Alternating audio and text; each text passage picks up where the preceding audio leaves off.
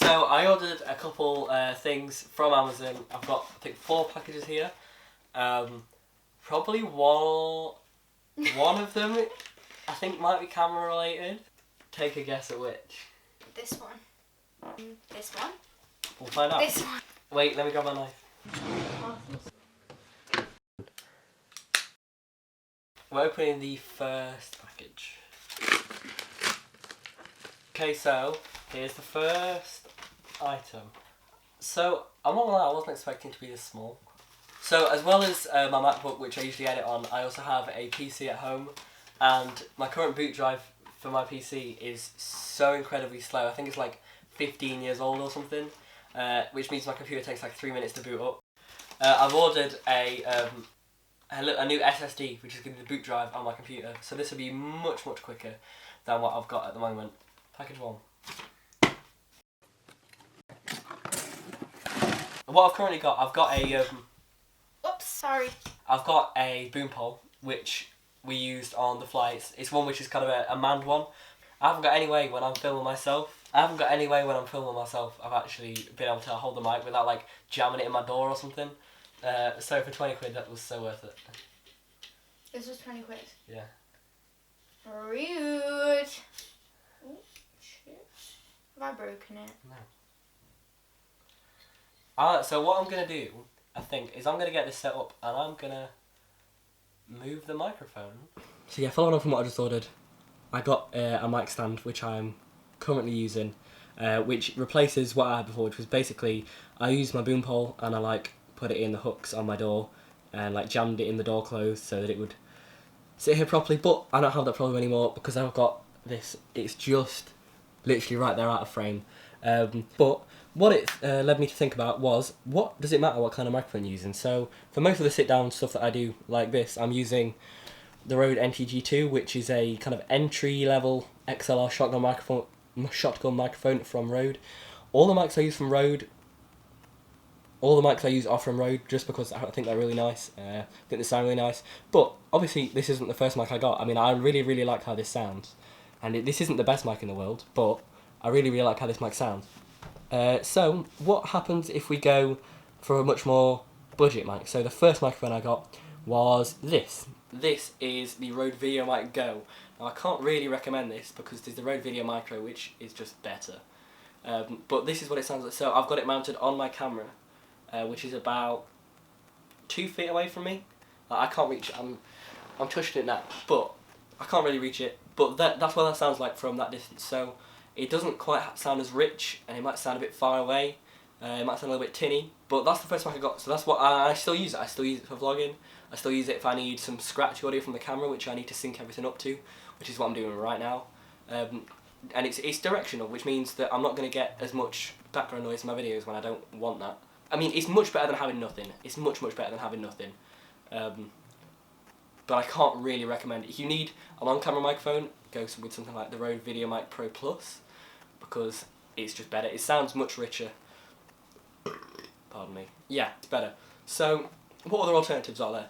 What else you can use is a lavalier microphone, which you can see on me here. This currently is what the VideoMic Go sounds like, and this is what the lav mic would have sounded like had I actually remembered to turn it on. Surprise, surprise. So, yeah, we haven't got what the lav sounds like. You will see it in another video at some point, I promise. But for now, let's just skip whatever I was saying. This is what the lav mic sounds like. So I've got the wireless transmitter kit from Rode. I think it's called the wireless filmmaker kit. I won't link it below. I'm not even going to say I will because I'll forget. But the way it works is that usually this microphone here plugs into the transmitter, and then that wirelessly, I think I don't know what the range is, but it works. I've never had it cut out. And then that goes into the receiver, which sits on top of the camera like the Rode microphone does, and then plugs straight in, and it means that wherever the microphone is, it'll transmit straight to the camera. And it's really useful. So I use it a lot for like freelance work. If I'm doing video work, then audio is really important. You don't want to mess that up. So usually for an interview like this, I would run the NTG2 like I would sitting down, but just in case, for some reason I get really bad wind noise on it, or I've forgotten to press record. Not that I've done that before. I don't know, or if the file gets corrupt or something. I always like to just run this microphone into the Zoom H1, yeah, just for some backup audio. And to be fair, it sounds good. Like, you could use this as my main microphone for sitting down. I could use it as a vlogging microphone if I really wanted to, and just have this in my pocket all the time. But it's really useful. I would recommend everyone have a lavalier, especially if they're doing video where they need people talking. So what if we wanted the best sound possible? Then I would say go for a shotgun microphone and get it as close to your subject as possible. So literally just, I'm touching the microphone right now. That is how close it is to the frame. Is it in frame? Oh, it's ever so slightly in frame. Better crop in on this video just a little bit. So yeah, this is the Rode NTG2. This is the Video Mic Go, and this is the Rode NTG2. I just think it sounds the richest. I'd say it's the best quality microphone of them all, but you need to get it as close to the subject as possible, and it's a bit inconvenient. Like, both the lavalier and the Rode Video Mic Go can plug straight into my camera, no issues at all, and because they just use a normal 3.5mm jack, you can plug them into your phone if you wanted to, you can plug them straight into the Zoom H1, so they're not expensive to use. Like, so as well, if we're going to use the NTG2, as well as having to fork out the 200-ish quid for the microphone, you've also got to have an XLR cable, which they're not expensive, but they're not as cheap as a 3.5mm cable, and you've got to have either a cinema camera, which you can put the XLR straight into, or you've got to have a recorder with an XLR input, like the Zoom H5 or the H4. So it just makes it more expensive, but I like to use these when I can, just because it sounds better.